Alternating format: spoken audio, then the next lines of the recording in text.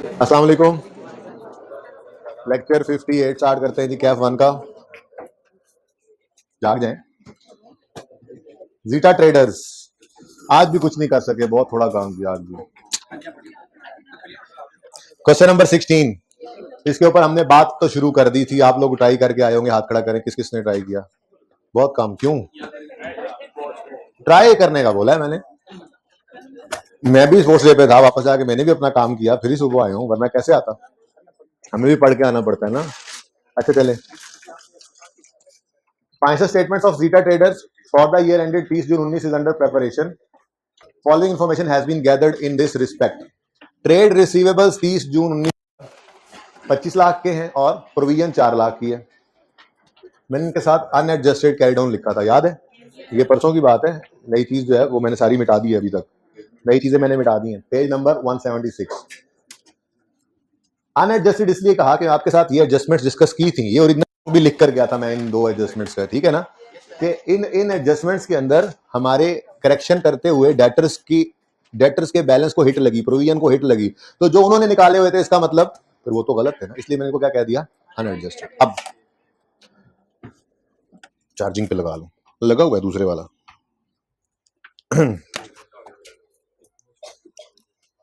क्या हुआ जी? कहता है जी ट्रेड रिसीवर्स ये हैं और इट वाज नोटेड, पता लगा an old outstanding balance of 250। ये बात हो गई थी वैसे परसों, लेकिन फिर अब पूरा सवाल चुके कर रहे हैं, ऐसे ही होना है। आज मैंने आपको एक 17 पास 17 होमवर्क में दे दिया, उसको डिस्कस भी थोड़ा सा कर दिया, लेकिन उसको आपने जैसे करना है वो भी आपको बताऊंगा, ठीक है। फिर कल सारा सवाल जाहिर है मैंने सॉल्व भी करना है, ठीक है। आज मैंने इन्वेंट्री रिवाइज करने का सोचा था, लेकिन नहीं कर सके। वही बात, कुछ करते ही नहीं है हम लोग, रोज क्लास जाया हो जाती है ना, थोड़ा थोड़ा काम करते हैं, तो आज भी थोड़ा सा काम ही है बस। ये सवाल ये slow an old outstanding balance of 2.5 lakh which was written of previously. 2.5 lakh की एंट्री क्या कर दी थी प्रीवियसली हमने? राइट ऑफ की एंट्री क्या सिखाई है?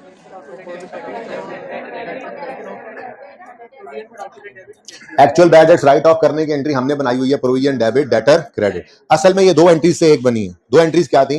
Bad debt written off debit debtor credit, फिर provision debit bad debt written off credit. तो मैंने कहा था इनको गायब कर दो, ये खाम में टाइम जाया होता है, ये अकाउंट बनाओ ही मत। और bad debt, actual bad debts की एंट्री हमने क्या पक्की कर ली थी? Provision debit debtor credit. और प्रोविजन को बढ़ाने की एंट्री मैंने कहा था प्रोविजन की नेचर क्रेडिट है।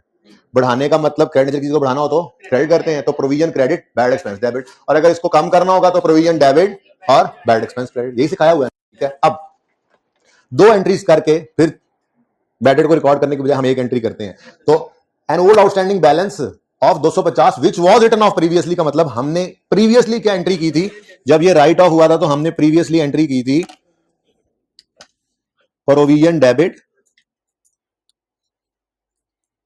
Provision for doubtful debt debit और डेटर्स क्रेडिट। ये एंट्री हमने कर दी थी पिछले किसी साल में 250 से, ओके। अच्छा, अब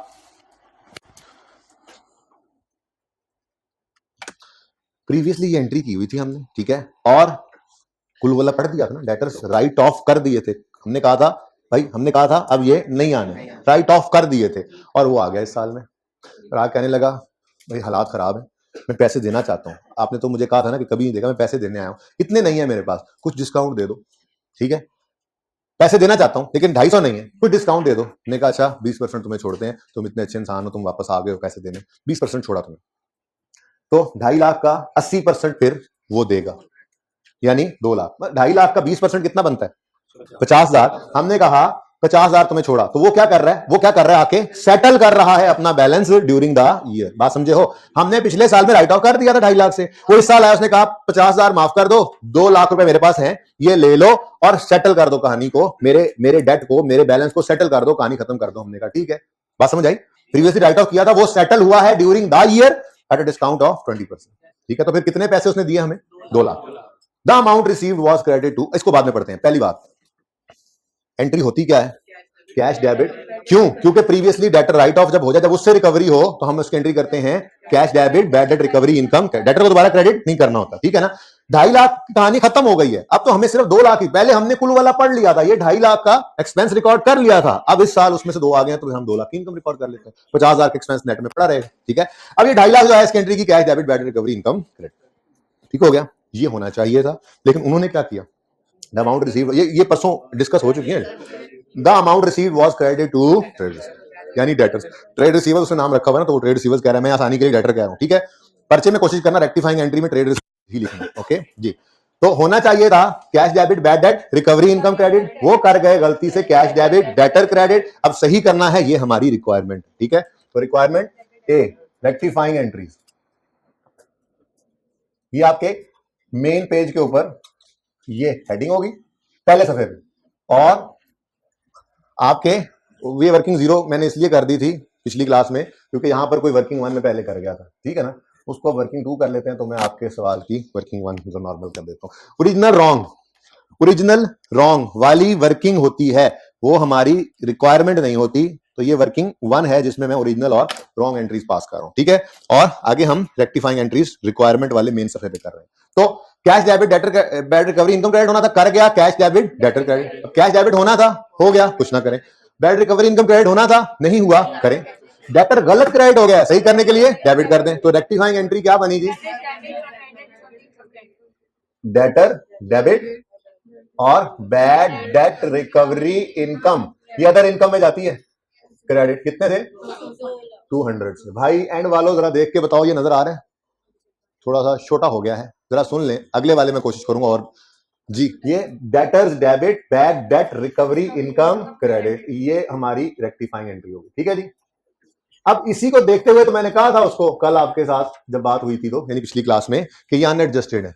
क्यों? क्योंकि देखो डेटर उन्होंने 25 लिखा हुआ है और नोटेड क्या है कि एक गलती हुई पड़ी है। तो जब हम गलती सही कहेंगे तो डेटर हिट हो रहा है, जब डेटर हिट हो रहा है तो फिर ये वाले डेटर सही नहीं, ठीक है। ओके नेक्स्ट, ऊपर बैलेंस जो है वो वही है, और इट वाज पता लगा, इट वाज नोटेड। दूसरी बात, एक परचेज रिटर्न थी 5 लाख की। यहीं रोक कर मुझे बताओ परचेज रिटर्न की एंट्री क्या होती है? क्रेडिटर, बचपन में पढ़ी हुई entry, creditor debit purchase return credit, ये एंट्री होनी चाहिए थी, ये एंट्री होनी चाहिए थी। क्रेडिटर कल वाली मैंने यहीं लिखी रहनी, ठीक है ना, बाकी आज लिखते हैं। Creditor debit purchase return credit होना चाहिए था, लेकिन was mistakenly debited to trade receivables, ठीक है यार। वैसे ना ट्रेड रिसीवेबल्स लिखना बेहतर है, पर मैं यहाँ पे आपके सानी के डेटर लिख रहा हूँ, लिख ही देता हूँ, क्योंकि उसने नाम ट्रेड रिसीवेबल यूज किया हुआ है ना, हमें भी वही करना चाहिए। Trade receivable means debtors, trade receivables debit bad recovery income credit, वहां डेटर लिखा भी हुआ है, तो अब यहाँ पर सही तरीका, ठीक है। ले जी, अब वो गलती से डेबिट किसको कर गए? ट्रेड रिसीवेबल को, यानी क्रेडिट डेबिट करना था, गलती से डेटर डेबिट हो गया, लेकिन दूसरे एंड के बारे में खामोश है, तो वो सही, ठीक है। अब होना चाहिए था creditor debit purchase return credit, हो गया debtor debit purchase return credit. तो सही करने के लिए क्रेडिटर जो डेबिट नहीं हुआ उसको डेबिट कर लो, वानी चल रही है। क्रेडिटर डेबिट, इसको वैसे ट्रेड पेबल्स भी कह सकते थे, लेकिन जरूरत नहीं है।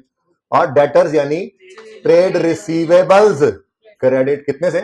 5। ये दोनों एडजस्टमेंट्स मैंने आपको परसों करवा दी थी लास्ट क्लास में, ठीक है।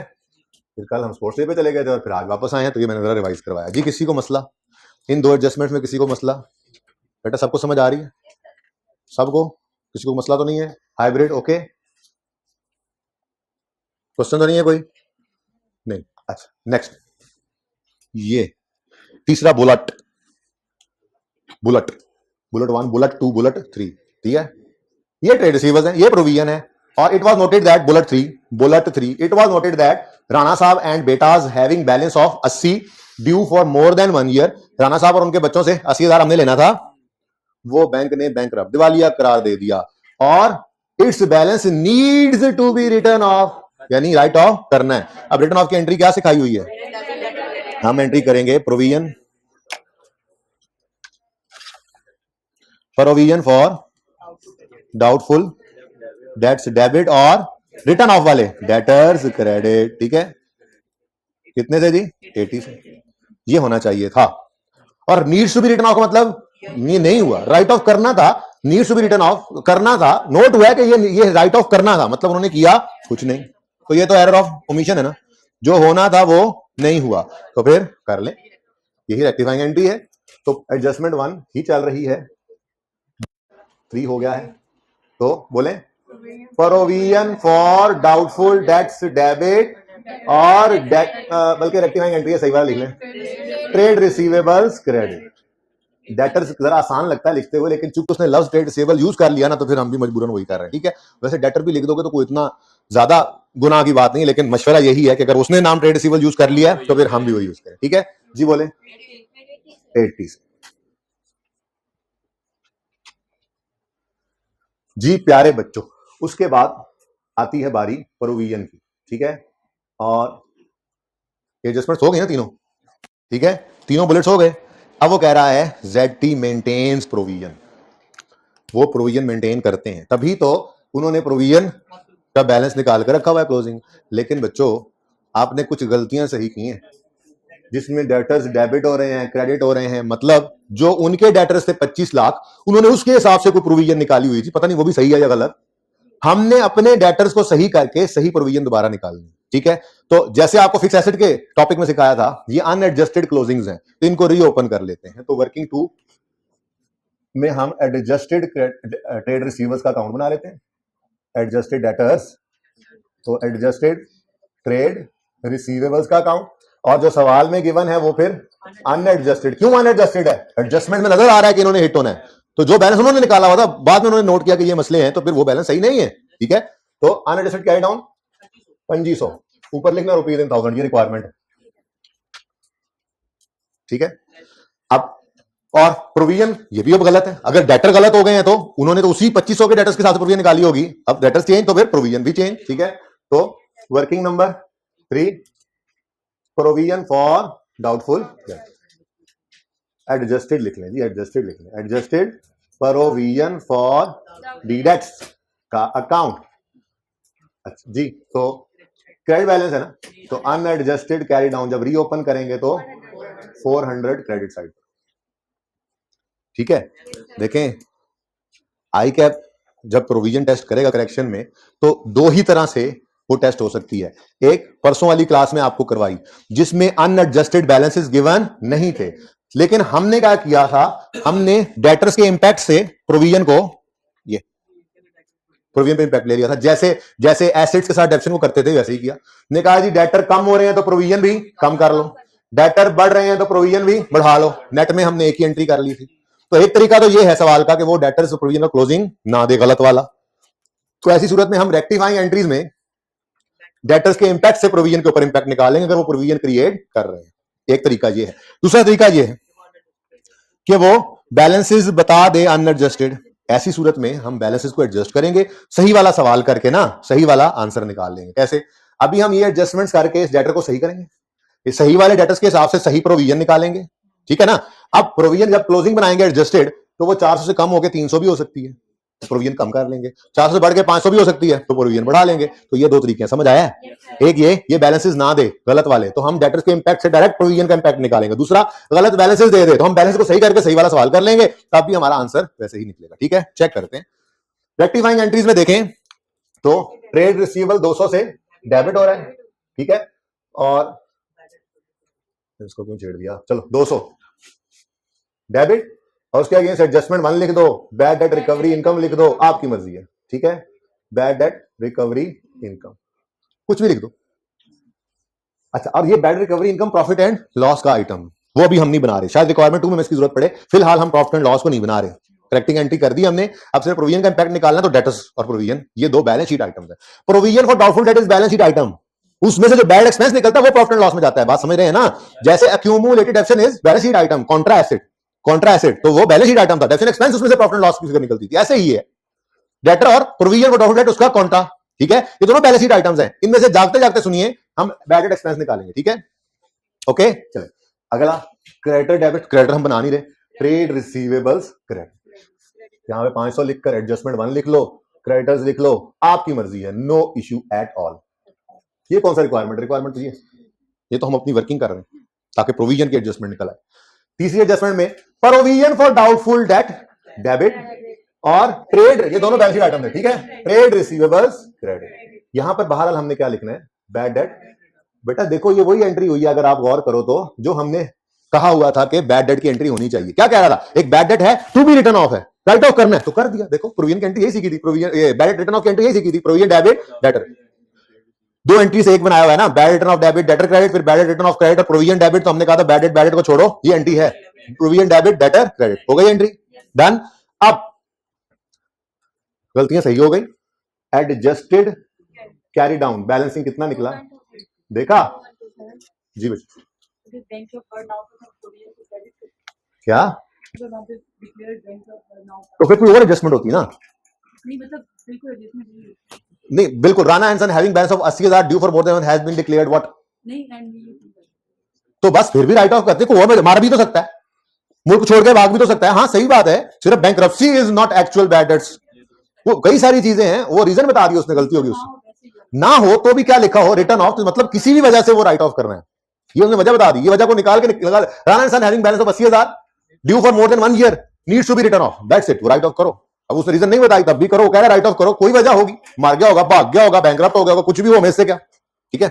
अच्छा जी, मैं क्या कह रहा था, मैंने कहा था देखा, सारा मेरा फ्लो ही तोड़ दिया, देखा 2500 से डेटर्स 2120 पे आ गए, तो फिर प्रोविजन बदलेगी नहीं बदलेगी? तो इसका मतलब हम प्रोविजन दोबारा निकालते हैं, जैसे सिखाया था आपको, calculation of closing provision, calculation of, उन्होंने किया होगा ये काम, लेकिन उन्होंने पुराने बैलेंस के हिसाब से निकाला था, हम दोबारा सही वाले बैलेंस को लेकर आते हैं, ठीक है। क्या सिखाया था आपको, आपने यहां पर डेटर्स का क्लोजिंग लेना है, ठीक है, लेकिन याद रखना हमेशा अगर कोई एडजस्टमेंट्स हो तो यहां पर एडजस्टेड कैल डाउन लेना है हमेशा आपने, एडजस्टमेंट के बाद वाला, पहले वाला नहीं, ठीक है। कितना 21, ये बैलेंस, ठीक है। अब इस पे हम देखेंगे स्पेसिफिक जनरल वगैरह, जब मैंने कहा था जब स्पेसिफिक प्रोविजन आया तो फिर इस तरह से टेबल बनाया करो, ठीक है। परसेंटेज प्रोविजन की आएगी और रुपीस। अब प्रोविजन वाली एडजस्टमेंट पढ़ते हैं, वो कहने लगा ZT मेंटेन्स प्रोविजन, अच्छा at 25% of the balance is outstanding for more than 6 months, जो 6 महीने से पुराने हो गए हैं ज्यादा, वो 25% उनके ऊपर शक है। देखें ये एज एनालिसिस कहलाता है, आपका डेटर जितना पुराना होता जाए आपको उतना शक बढ़ता जाता है उस पर, ठीक है ना। आपका डेटर जितना पुराना होता जाएगा आपको उतना शक ज्यादा बढ़ता जाएगा कि अब ये पैसे शायद ना आए, इसको एज एनालिसिस कहते हैं। तो वो कह रहे हैं कि जो मोर देन 6 months आउटस्टैंडिंग है उन पे हमने 25% लगाना है, और 30 जून 19 पे such balances are aggregated at 6 lakh, 30 जून 19 पे ऐसे बैलेंसेज जो 6 महीने से ज्यादा पुराने हैं वो क्या है 6 लाख के हैं, और बाकियों पर 5%, वो 6 महीने से कम वाले होंगे। अच्छा अब क्वेश्चन इज, राणा साहब तो साल से भी पुराने हो गए हैं, तो क्या वो इसमें शामिल है? अब ये क्वेश्चन अगर साइलेंट होता तो आपको असम्पशन लेनी पड़ती कोई ना कोई, लेकिन साइलेंट नहीं है। वो क्या कह रहा है, ये 6 लाख जो 6 महीने से पुराने हैं इसमें राणा साहब का बैलेंस नहीं है। खुदा ना खास्ता सवाल को बदलने जा, जो सवाल जहां बदल सकता है ना बेटा मैं खुद बदल दिया करता हूं, वरना जैसे आप लोग बदलते हैं ना सवाल, आपके अगर ये होता तो वो सवाल बदल जाता है, फिर उसका डाटा बदलेगा, सारा कुछ बदलेगा, ठीक है। अगर यहां पे लिखा हो एक्सक्लूडिंग की बजाय इंक्लूडिंग, तो फिर हमें क्या करना पड़े, हमें 600 में से 80 माइनस करके 520% प्रोविजन लगानी, क्योंकि अभी तो वैसे भी हमने 80 को डेटर में से क्रेडिट कर दिया है, 21-20 तक आते आते 80 उसमें पड़ा ही नहीं है। तो अगर वो यूं लिख देता ना इंक्लूडिंग राणा साहब वाला बैलेंस, तो 600 में से राणा साहब वाला बैलेंस निकालते हैं हम, क्योंकि वो तो राइट ऑफ ही हो गया, उसकी कौन सी प्रोविजन, वो तो गया, ठीक है ना। लेकिन ऐसा कुछ नहीं था, ये टेस्ट वाले के सवाल में हो जाएगा या आईकैप में हो जाएगा, फिलहाल ऐसा कुछ नहीं है। फिलहाल तो उन्होंने कहा है 600 का बैलेंस ऐसा है जो 6 महीने से ज्यादा पुराना है, उस पर 25% लगाओ और बाकियों पर 5%, तो इतना ही सिंपल था ये। लेस स्पेसिफिक प्रोविजन क्रिएट करनी है ओल्ड आउटस्टैंडिंग बैलेंसेस पर, और वो बैलेंस टोटल कितना है 600, इस पूरे बैलेंस को माइनस करो, इस पे लगाना है 25%, 1 अगे 50, अच्छा ठीक हो गया। जो रिमेनिंग है वो कितना है 1520 पर 5% लगाएं और टोटल हो गया 226। अब देखो प्रोविजन उन्होंने 400 निकाली थी, हमारी 226 आ गई, प्रोविजन कम हो गई है। तो बैड डेट को इग्नोर करके जरा बात करो, अगर बैड डेट रिटर्न ऑफ की एंट्री इधर ना पड़ी होती तो सिंपल क्या होता, प्रोविजन कम हो रही है, प्रोविजन कम करना तो प्रोविजन की नेचर क्रेडिट है, ठीक है ना। वैसे तो मैंने आपको कहा है एक एंट्री याद रखा करो, वो कौन सी, प्रोविजन बढ़ाने की एंट्री, प्रोविजन की नेचर क्रेडिट है तो बढ़ाने पर क्रेडिट करना है, तो bad expense debit provision credit, और उलट एंट्री रिवर्सल की, provision debit bad expense credit, expense credit, expense come reversal of expense. लेकिन यहां से भी समझ आ जाता बड़ी आसानी से, 400 से प्रोविजन कम होकर 226 पे आ गई, प्रोविजन कम हुई, क्रेडिट नेचर की कम करने के लिए क्या कहते हैं डेबिट, तो प्रोविजन डेबिट और बैड एक्सपेंस क्रेडिट। लेकिन बच्चों ये सारी बातें तब हैं जब हम डायरेक्ट इंपैक्ट निकाल रहे हो, यहां पर हमें ये सोचने की कोई जरूरत नहीं है। लेजर बन गया ना, बैलेंसिंग फिगर अगर इस तरफ आएगी तो provision credit bad expense debit charging हो रही है, बैलेंसिंग फिगर इस तरफ आ गई तो provision debit bad expense credit reversal हो रहा है, तो सोचने की भी जरूरत नहीं है, ठीक है। तो लेके आओ इस क्लोजिंग को, एडजस्टेड कैरी डाउन को लेकर आओ वर्किंग 4 से, कितना है बेटे, डालकर भी इस तरह बैलेंस नहीं आया, कोई बात नहीं है, तो बहुत अच्छी बात है। हमारी बैलेंसिंग फिगर हमें लेजर में तो एंट्री सोचने की जरूरत नहीं पड़ती, वो लेजर ही बता देता कि किस तरफ एंट्री जानी है। बताएं जी 94, ये क्या है, इस लेजर में से आपने बैड डेट एक्सपेंस बैलेंसिंग निकाला करना है, यही सिखाया था। अब इसकी एंट्री क्या पड़ रही है, प्रोविजन डेबिट, ये पॉइंट 1 ही चल रहा है अभी तक, provision for doubtful debts debit और बैड डेट एक्सपेंस रिवर्सल हो गया, एक्सपेंस कम हुआ है, एक्सपेंस को कम, जो डेटर सही की है, प्रोविजन कैलकुलेट की, प्रोविजन उन्होंने ज्यादा निकाली हुई थी, हमने फिर कम करनी है, तो एक्सपेंस ज्यादा रिकॉर्ड हो गया होगा ना उनसे गलती से, तो वो कम कर देंगे, ठीक है। कितने से 94, ठीक हो गया बच्चों। चल, तो पता ये चला कि प्रोविजन दो तरह से टेस्ट हो सकती है। अगर वो सवाल में अनएडजस्टेड बैलेंसेस नहीं देगा तो हम डेटर के इंपैक्ट से प्रोविजन का इंपैक्ट निकाल लेंगे और प्रोविजन की एंट्री करेंगे। प्रोविजन बढ़ानी है तो provision credit, bad expense debit, कम करनी है तो प्रोविजन नेचर क्रेडिट है ना, तो डेबिट और बैड एक्सपेंस क्रेडिट। एक तरीका ये है प्रोविजन के एडजस्टमेंट टेस्ट करने का। उसका दूसरा ये है गलत बैलेंसेस दे सवाल में, गलत बैलेंसेस देगा तो हम सही वाले बैलेंसेस निकालेंगे, सही वाले बैलेंसेस की प्रोविजन निकालेंगे और लेजर से पता लग जाएगा एक्सपेंस चार्ज होना है या रिवर्स। ये दोनों चीजें हैं, एक तस्वीर उधर एक तस्वीर इधर, आमिर भाई, मतलब एक दफा उधर होके एक दफा इधर, ताकि दोनों में कंपैरिजन आ जाए। ये दो, तीसरा कोई तरीका है नहीं मेरे ख्याल से, होगा तो वो भी आप इंशाल्लाह कर लेंगे जी। AC 23 पे करवा दें, ये भी ठीक है जी बच्चों, समझ आई है।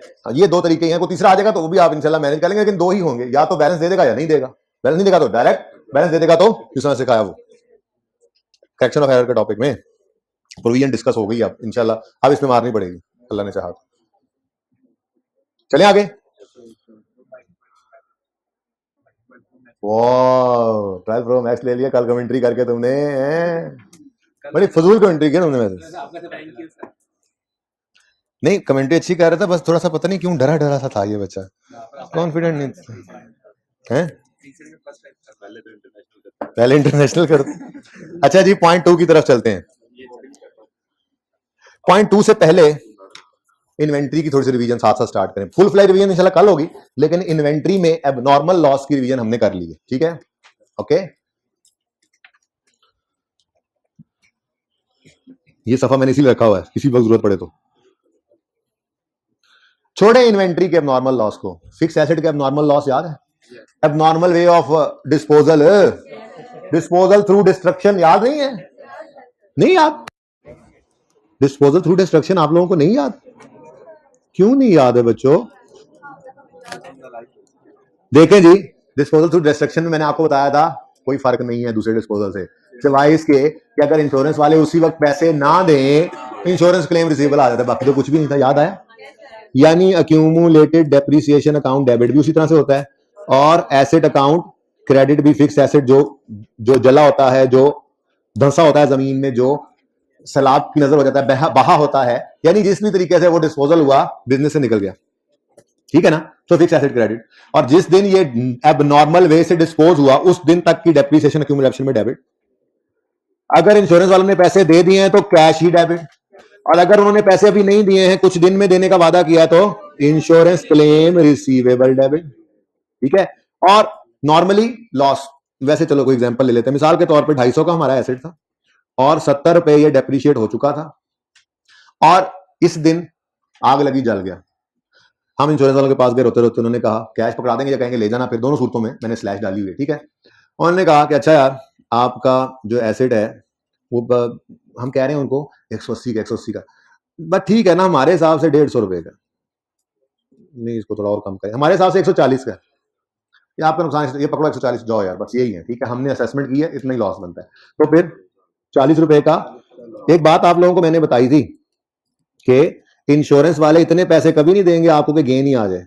मैक्सिमम क्या होगा कि आपको 180 रुपए दे देते और लॉस 0 हो जाता, वरना तो आप जिस फैक्ट्री के पास से गुजरते आपको आग लगी नजर आती है अक्सर। बात ऐसी की भी थी मैंने। आप पूछते क्या हो रहा है, तो कहते डिस्पोजल हो रहा है, गेन आना है, वैसे तो बिक के एसेट ने पैसे देने नहीं थे।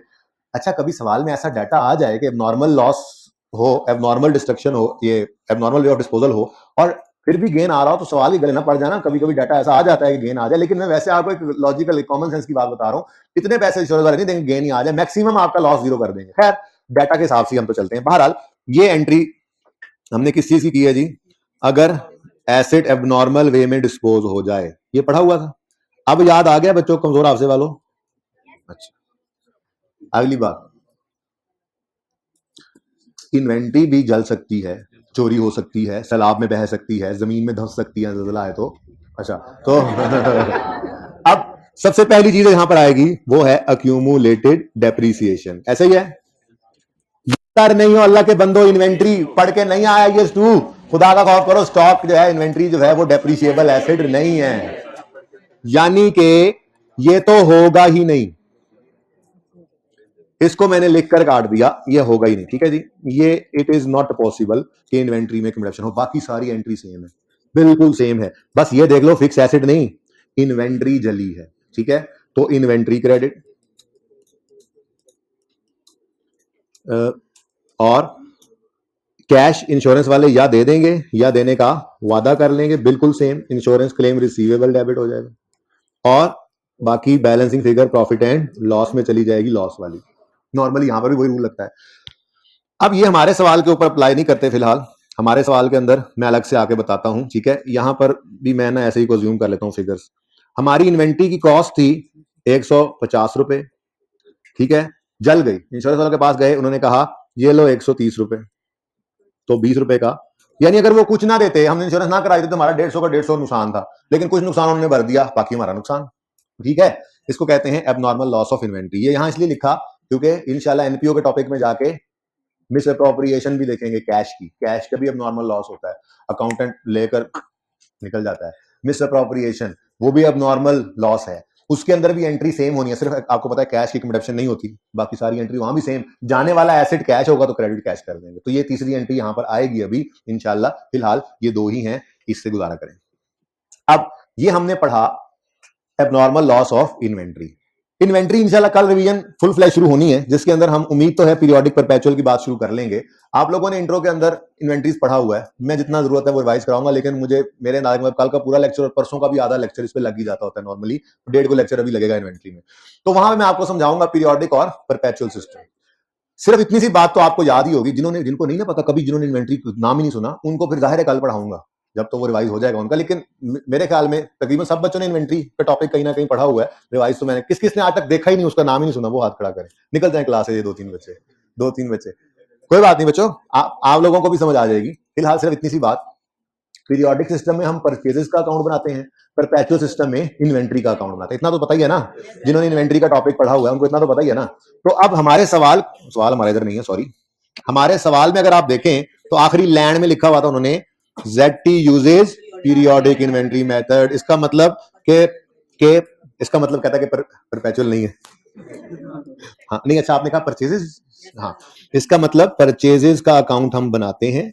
बाकी मैं इंशाल्लाह सिखाऊंगा कल आपको, पूरी अंग्रेजी उर्दू में लिखवाऊंगा इस सारे कॉन्सेप्ट की। ठीक है, फिर परचेजेस का अकाउंट बनता है, और इन्वेंट्री फिजिकल काउंट से हम ईयर एंड पे लेते हैं। सारी बातें हम सीखेंगे, लिखेंगे। फिलहाल सिर्फ इतना सब मुझे बता दो, ये याद रह जाएगा कि हम एक पीरियोडिक इन्वेंट्री सिस्टम है आज के दिन के लिए। पीरियोडिक इन्वेंट्री सिस्टम में हो तो परचेजेस का अकाउंट बनता है। ठीक है, तो फिर जब अकाउंट परचेजेस का बन रहा होगा तो यही एंट्री इन्वेंट्री की बजाय परचेजेस के साथ करनी है। ठीक है ना, दो अलग अलग सिस्टम है।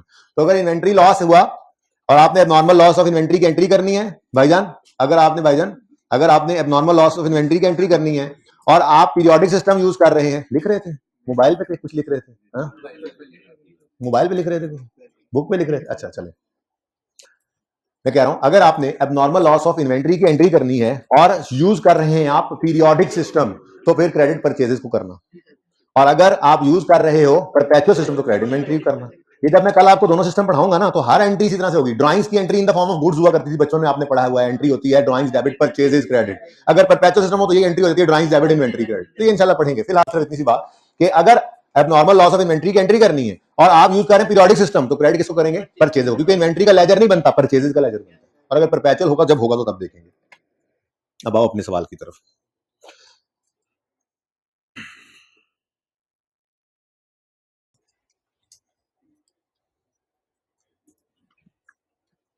अच्छा जी, जरा इस एडजस्टमेंट को पढ़ें। A check dated 25 June for 150 was received from an insurance company. The check was received in settlement of an inventory loss claim. हमने क्लेम किया था इन्वेंट्री लॉस का, उसके अगेंस्ट हमें 150 का चेक रिसीव हुआ। चेक रिसीव हो गया यानी बैंक डेबिट हो गया। ठीक है, बैंक डेबिट हो गया। ओके, अभी नोट ना कर लेना, मैंने कुछ ब्लैक किया हुआ है। अच्छा, the cheque was received in settlement of an inventory loss claim. Actual inventory loss was determined inventory credit से परचेजेस, क्योंकि सिस्टम पीरियोडिक यूज हो रहा है तो परचेजेस। हमारी गुड्स कितने की थी और उसके अगेंस्ट हमें मिला कितना, तो बाकी का। ये बात समझ आती है अब? 30 रुपीज ये एंट्री होनी चाहिए थी। अब ये लिखिएगा मत प्लीज, मैं बता रहा हूं, अपनी जिम्मेदारी पे लिख रहा हूं ओरिजिनल एंट्री। ठीक है जी, तो मैं रेड मार्कर निकालने लगा था, यहां से रेड मार्कर लॉस जी। ठीक है, अच्छा अब ये एंट्री होनी चाहिए थी ओरिजिनल। ठीक है, क्या हुआ अभी उसको भी छुपा के रखो, जो नहीं हुआ अभी उसको छुपा के रखो। अच्छा जी, ये एंट्री होनी चाहिए थी। ठीक है, अच्छा अब अगली बात सुनो। बचपन से आप अकाउंटिंग पढ़ रहे हो, आपको पहले दिनों में यह बताया जाता है कि ओनर अलग है, बिजनेस अलग है, सेपरेट एंटिटी कॉन्सेप्ट। यानी जब बिजनेस शुरू करते हैं तो शुरू में ही आप एक अकाउंट बिजनेस के नाम से अलग खुलवा लेते हैं। ठीक है, ओनर का पर्सनल अकाउंट अपना होता है, बिजनेस का अकाउंट अपना होता है। ये जितनी भी आज तक आपने ट्रांजैक्शंस की जिनमें आप कहते हैं बैंक डेबिट, कैश क्रेडिट, पैसे निकले जी का bank debit, debtor credit, creditor debit, bank credit, bank debit, bank credit, bank debit, bank credit, इसका मतलब क्या होता है? बिजनेस का बैंक अकाउंट। मतलब क्या होता है जी? बिजनेस का, यानी जो पैसे बिजनेस के अकाउंट में आए या जो पैसे बिजनेस के अकाउंट से निकले उसको हम कहते हैं बैंक डेबिट। ठीक है, cheque of 25 for 1.5 lakh was received from an insurance company. अगली गल चेक करो, and deposited by owner in his personal account. गलती कर गए, कोई गलती नहीं है भाई, उसका अपना बिजनेस है, वो पैसे निकाल सकता है, हम सिर्फ उसको रिकॉर्डिंग की मार देंगे। हमने बचपन में एक बात सीखी हुई है, ओनर से जो भी बिजनेस में आए हम उसको कैपिटल कहते हैं, और जो भी बिजनेस से निकल कर ओनर की तरफ चला जाए उसे ड्रॉइंग्स कहते हैं। ये पैसे बिजनेस के बैंक अकाउंट में नहीं आए, ओनर ये ऐसे ही है, उसको पैसे चाहिए, मिसाल के तौर पर पैसे चाहिए, मैं यहां बैंक लिख दूं और वो कहे ये 1.5 लाख तो मुझे दो, तो एंट्री क्या होगी? Drawings debit bank credit. वो ये काम नहीं किया उन्होंने, डायरेक्ट ही क्या किया उसने कहा यार ये मेरे अकाउंट में जमा करवा दो, मुझे जरूरत है। तो फिर हम क्या कहेंगे? हम इसको बैंक में डेबिट कह सकते हैं। जब बिजनेस के बैंक अकाउंट में पैसे आए नहीं तो बैंक कैसे डेबिट हो गया? तो फिर हम क्या कहेंगे? Drawings debit. ठीक है ना, यानी आप दो एंट्रीज करके फिर उसको मतलब यूं कहना चाहें तो कह लें जी कि बैंक डेबिट हुआ 150 से, परचेजेस क्रेडिट हुई 180 से, उसने कहा यार ये पैसे मुझे दे दो, ड्रॉइंग्स डेबिट बैंक क्रेडिट, ये पैसे उसने निकाल लिए। अब अल्टीमेटली हुआ क्या? बैंक डेबिट हुआ, बैंक क्रेडिट हुआ। ये काम असल होता ऐसे होना चाहिए था, पहले बैंक में पैसे आते फिर यहां से निकालता, लेकिन उसने क्या किया? डायरेक्ट उन्होंने कहा यार ये पैसे मेरे अकाउंट में करा दो। अब भाई वो मालिक है, भाई मर्जी है उसकी। अब अकाउंटेंट का या एडमिन का क्या या मजाल क्या है कि वो कहकर नहीं साहब जी ऐसे ऐसे कैसे हो सकता है, सेपरेट एंटिटी कॉन्सेप्ट हो गया यार, मेरे पैसे में काट लेने, ड्राइंग लिख लो, आप रिकॉर्डिंग करो, मसला क्या है? बात समझे हो? तो फिर एंट्री क्या बच गई? ड्राइंग्स डेबिट, ये लॉस डेबिट और परचेजेस क्रेडिट। ये मैंने एंट्री इस तरह से कर दी है। ठीक है, ये मैंने छुपा लिया था ब्लैक वाला। ओके, और सही है ना? असल में लॉस की एंट्री जो होती है वो पहले आपको समझा दी, पर मसला ये हुआ कि पैसे बिजनेस के अकाउंट में आने की बजाय ओनर के पर्सनल अकाउंट में चले गए, तो एंट्री क्या होगी? क्लियर? चलें आगे, यहां तक कोई मसला? हाइब्रिड 1 हाइब्रिड 2 कोई मसला बेटा? चलें आगे। ओके, आप देखते हैं उन्होंने क्या चांद चढ़ाया।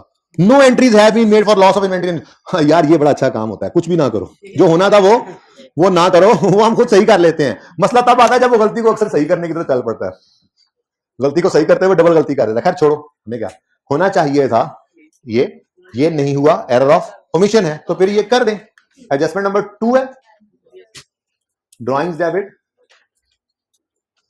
150 से प्रॉफिट एंड लॉस अकाउंट में लॉस एक डेबिट करें, बैलेंसिंग फिगर निकाली थी माना, लेकिन लिखने की जरूरत नहीं है। 30 और इन्वेंट्री या परचेजेस, पीरियोडिक सिस्टम है तो परचेजेस, अगर यही परपेचुअल सिस्टम होता तो इन्वेंट्री में क्रेडिट कर देते। ये एंट्री होना चाहिए थी, ये एंट्री नहीं हुई, इसलिए रेक्टिफाइंग एंट्रीज में एंट्री आपको नजर आ रही। क्लियर? ठीक है, इन्वेंट्री की रिवीजन शुरू हो गई है। मैंने अब नॉर्मल लॉस की एंट्री पहले आपको सिखाई, परपेचुअल भी सिखा दी, पीरियोडिक भी सिखा दी। ठीक है, ये भी 16 पे, कोई खुद बदल लो इसको, ऐसे होके बैठे हो। अच्छा ठीक है, फिर अब नॉर्मल लॉस की एंट्री यहां पे भी हमने वही लिखी थी इन्वेंट्री की, लेकिन मसला सिर्फ ये हुआ कि पैसे जो है वो ओनर के अपने अकाउंट में चले गए, तो फिर ड्रॉइंग डेबिट कर लो, कोई मसला नहीं। इसको गलत कह रहे हैं बेटा कि उन्होंने गलत किया है, मैं भी मानता हूं गलत किया है, लेकिन उसको गलत कह नहीं सकते, बस ड्रॉइंग्स कह ले। मैंने ये भी तो बताया आपको, इधर देखें, होना तो यूं चाहिए था, तो बैंक में पैसे आते, उसको जरूरत है निकालता, वो बार बार कर लिया उसने, तो ठीक है, फिर हमने अल्टीमेटली ड्राइंग डेबिट करनी थी, बैंक डेबिट बैंक क्रेडिट होना था, उसको रहने दो, एंट्री सही कर लो बस, ड्राइंग डेबिट, लॉस डेबिट और परचेज क्रेडिट, ठीक है। अल्लाह, बस कुछ नहीं किया आज, यही तो मसला। आप देखो दूसरी एडजस्टमेंट तक अभी तक पहुंचे हैं, लेकिन मसला होता है ना कि जब ये एडजस्टमेंट सीखी जाती है तो फिर ये रिपीट होने वाली एडजस्टमेंट्स होती हैं बेटा। तो हर सवाल में पासिंग मार्क्स यही होते हैं जो हम बातें कर रहे हैं, एक दो एडजस्टमेंट हर दफा बरकत के लिए होंगी जो समझ नहीं आएंगी, लेकिन जो बाकी हैं वो जाने ना पाए। पास होने वाले बच्चों का तो यही तरीका कार होता है, ठीक है। लो जी, पॉइंट 3, अल्लाह करे करेक्ट ना करे, अच्छा छुपा लिया है, पहले हम अपना हिसाब तो देख लेना। ले जी, opening balance of accumulation was brought forward as 280, ये रॉन्ग है भाई, इंस्टेड ऑफ, वो कह रहा है इंस्टेड ऑफ 820, तो ये ओरिजिनल है, ठीक है ना, बात समझ रहे हो। एक ओपनिंग बैलेंस गलत ब्रॉड फॉरवर्ड हो गया, एग्जांपल्स करवाई थी और एग्जांपल 2 होमवर्क में दी थी, अगले दिन सॉल्व भी कराई थी कि अगर इस तरह का कोई गलती हो जिसमें ओपनिंग बैलेंस जो ब्रॉड फॉरवर्ड है वो सही नहीं हुआ, ज्यादा हो गया कम हो गया, तो उसको सही करो और दूसरा इंपैक्ट सस्पेंस को डाल दो चुप करके। यानी हम इस गलती को सही करते हैं, ओरिजिनल क्या भाई, कोई एंट्री नहीं होनी चाहिए थी। अगर मैं डायरेक्ट सही करूं, अभी मैंने ब्लैक किया हुआ एंट्री को, इसलिए कोई नोट ना करे, अक्यूमुलेटेड डेप्रिसिएशन 280 आ गई 820 की बजाय, तो कितना फर्क है, 540 रुपए, 820 माइनस 280 कितना बनता है, 540 रुपए से अक्यूमुलेटेड डेप्रिसिएशन का बैलेंस कम ब्रॉड फॉरवर्ड हुआ, लाए जब आगे तो कम था, यानी अक्यूमुलेटेड का ओपनिंग कम हो गया।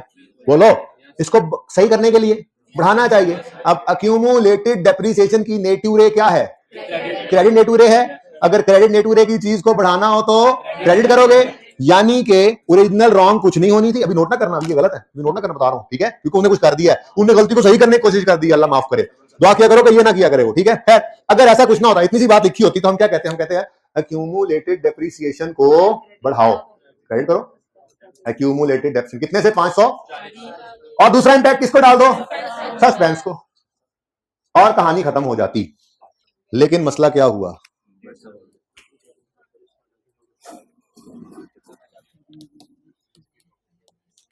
मसला क्या हुआ, द एरर, देखो ये देखो, the error was tried to be corrected, ये हुई गलती, ट्राई टू बी करेक्टेड, ये बड़ा मसला हो गया। एरर उसे सही करने की कोशिश कर दी, मतलब उसने कोई एंट्री कर दी है, हम तो चाह रहे थे कि ऐसा होता, ये तो होना ही नहीं रहा, ऐसा होता हम वो कर देते, लेकिन उसने क्या किया, try to be corrected with the difference, वहां वाला नीचे ही आ गया डिफरेंस, तो विद द डिफरेंस कितना 540, with the difference by crediting accumulated depreciation, वो ये तो हम भी कह रहे थे, ये तो उसने सही कर दिया, क्रेडिटिंग अक्यूमुलेटेड डेप्रिसिएशन, यानी उसने ये रॉन्ग एंट्री अगर मैं कहूं कि है, तो ये रॉन्ग एंट्री क्या की उसने, अक्यूमुलेटेड डेप्रिसिएशन की बात हुई है, सिर्फ अक्यूमुलेशन 540 से क्रेडिट, ये तो सही जा रहा है, हो सकता है सस्पेंस को डेबिट कर दे तो हम फिर कुछ नहीं करेंगे लेकिन इतना अच्छा कहां,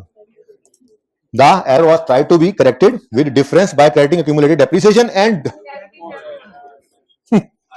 पागल, क्या एंट्री कर गया, डेस्टिन एक्सपेंस डेबिट। अब बस यही दुआ हम करते होते हैं इसीलिए कि वो गलती को शाला सही ना करे जी। अच्छा, तो डेप्रिसिएशन होना चाहिए था कुछ भी नहीं, बस सस्पेंस की एंट्री करनी थी, उसने क्या कर दिया, destine expense debit accumulation credit, ठीक है। अब अक्यूमुलेशन क्रेडिट होना चाहिए था, हो भी गया, कुछ ना करें, ठीक है, लेकिन गलती से उसने डेप्शन एक्सपेंस को डेबिट कर दिया, ये गलत है, इस वजह से डेबिट नहीं होना चाहिए था, तो सही करने के लिए क्या करोगे, क्रेडिट करोगे, ठीक है। तो अक्यूमुलेटेड डेप्रिसिएशन, अब ये देखो ये एंट्री बन गई, पूरी एडजस्टमेंट देखो, तो ब्रॉड फॉरवर्ड बैलेंस, ये रहा ब्रॉड फॉरवर्ड बैलेंस 540 से कम था, ठीक है, उसको बढ़ाकर उसने सही किया, लेकिन दूसरा इंपैक्ट किधर डालना था, ऐसी एडजस्टमेंट का इंपैक्ट दूसरा सस्पेंस में जाता है, सस्पेंस डेबिट करने की वजह वो क्या कर गया, डेप्शन एक्सपेंस। अब अक्यूमुलेशन क्रेडिट होना था, गलती में ही हो गया, कुछ ना करें, डेप्शन एक्सपेंस गलत डेबिट हो गया, सही करने के लिए क्या कर लें, तो डेप्रिसिएशन एक्सपेंस को क्रेडिट कर दें 540 से, और वो सस्पेंस को डेबिट कर देंगे, ठीक है जी, सही है। तो फिर एक दुआ निकली दिल से कि कभी वो गलती करके उसको सही करने की कोशिश ना ही किया करे, सही हम खुद ही कर लेंगे, वो गलती करते बस हाँ वैसे ही हम खुद कर लेंगे, ठीक है। तो गलती सही करते करते अक्सर वो, अभी आप आगे भी सवालों में देखोगे, करेक्शन ऑफ एरर के सवालों में कभी जो गलती सही कर देना मुसीबत पड़ जाती है, पता नहीं क्या कर देता है वो गलती सही करते हुए, अपने लो सही कर रहा होता है। ढेर से आना भाई कह रहे, किसने कहा ढेर से आना? गुड, अच्छा जी, यहां तक कोई मसला है तो बच्चों पूछो, चलें आगे। देखो अब कुछ भी नहीं किया, अभी तक 3 एडजस्टमेंट्स हुई, अगली 2 एडजस्टमेंट्स ऐसी हैं बच्चों कि आसान बहुत हैं, लेकिन तकरीबन तकरीबन हर सवाल में आती हैं। यूं कह लो कि 90% क्वेश्चन में ये एडजस्टमेंट जरूर होंगी, यानी ये क्वेश्चन में आने वाली एडजस्टमेंट हर सवाल में होती आसान है, इसलिए ध्यान से देखना। पहले मुझे ये बताओ कि ये क्या है, ये क्या है, ये क्या है, दरमियान में रोड, मोटरवे बन गई अब। अच्छा अब सुनो, ये गुड्स आ रही हैं, कराची से गुड्स ने लाहौर आना है, परचेजेस परचेजेस, ठीक है। कब परचेजेस रिकॉर्ड करेंगे हम लाहौर में बैठे हैं, जब हम गुड्स रिसीव कर लेंगे, ठीक है। अच्छा अगली बात, गुड्स और इनवॉइस क्या सेम डे पर होती हैं लाजमी? कभी कभी ऐसा होता है कि गुड्स भेज दी जाती हैं, इनवॉइस ये भेजना भूल जाते हैं कराची वाले, तो जब गुड्स आती है तो हम कहते हैं यार इनवॉइस, वो कहते हैं अच्छा भेज रहे हैं, तो गुड्स पहले आ गई, इनवॉइस बाद में। कभी कभी ऐसा होता है कि इधर से गुड्स भेजी और इनवॉइस टीसीएस कर दी, गुड्स हफ्ते में पहुंची और इनवॉइस 2 दिन में पहुंच गई। तो कभी ऐसा होता है गुड्स पहले आ जाती है, इनवॉइस बाद में।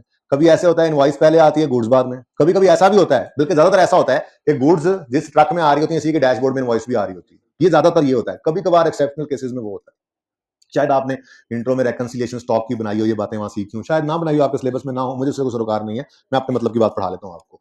मकसद कहने का क्या है कि गुड्स और इनवॉइस जरूरी नहीं है कि एक साथ ही आए, कभी कभी इनवॉइस आगे पीछे हो सकती है, और अकाउंटेंट इनवॉइस की बेस पे परचेज रिकॉर्ड करता है, ये याद रखना। गुड्स फैक्ट्री में आ गई, वो हेड ऑफिस में बैठा, उसको अक्सर पता ही नहीं चलता कि गुड्स आ गई है, उसके पास तो इनवॉइस आएगी तो पता लगेगा ना उसको, बात समझे हो। इसलिए अक्सर पीरियड एंड की जो ट्रांजैक्शन होती है उनमें एक आधी गलती हो जाती है, कभी गुड्स पहले आ जाती है, इनवॉइस नहीं आती तो हम रिकॉर्ड नहीं करते, कभी इनवॉइस पहले आती है, गुड्स नहीं आती, हम रिकॉर्ड कर जाते हैं। दोनों ही बातें गलत है। क्यों? क्योंकि हमने परचेज को रिकॉर्ड करना है जब गुड्स रिसीव हो जाएं, इनवॉइस का आना या ना आना इरेलेवेंट नहीं होता। गुड्स रिकॉर्ड करने का क्राइटेरिया क्या है? जब गुड्स रिसीव करो तब परचेजेस तब रिकॉर्ड करो, ठीक है ना। कैश का भी पे होना रेलेवेंट नहीं है, कभी हम कैश बाद में देते हैं, गुड्स पहले आती, कभी गुड्स आनी नहीं, आने से पहले हम कैश दे रहे होते हैं। तो हमारे लिए ना कैश का आना जाना इंपॉर्टेंट है सेल परचेज रिकॉर्ड करने के लिए, ना इनवॉइस का आना जाना इंपॉर्टेंट है सेल परचेज रिकॉर्ड करने के लिए। सेल परचेज रिकॉर्ड करने का उसूल क्या है? जब सेल कब रिकॉर्ड करो? जब गुड्स डिलीवर कर दो। परचेज कब रिकॉर्ड करो? जब गुड्स रिसीव। और ये बात ऐसी नहीं कि मैं पहली बार आपको कह रहा हूं, ये बात भी वक्त जरूरत सनद रहे और काम आए, मैंने अक्रूवल के टॉपिक में लिख ली थी, तब मैंने कहा था गुड्स को छोड़ो फिर किसी वक्त देखेंगे, वो फिर किसी वक्त यही है।